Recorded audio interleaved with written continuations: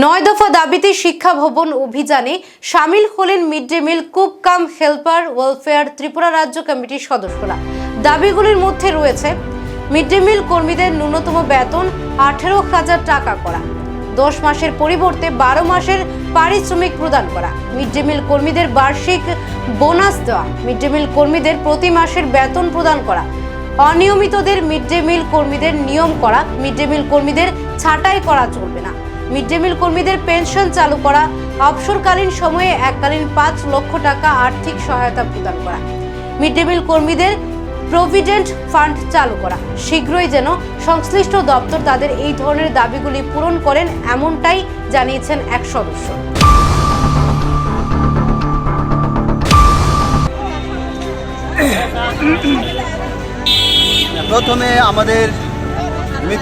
প্রথমে আমাদের যে রাজ্যের মিডিয়া বন্ধুগণ তাদেরকে আমাদের মিড ডে মিল কুক কাম হেল্পার ওয়েলফেয়ার তরফ থেকে মেয়েদের বাইরে আমাদের তরফ থেকে অভিনন্দন জানাচ্ছি।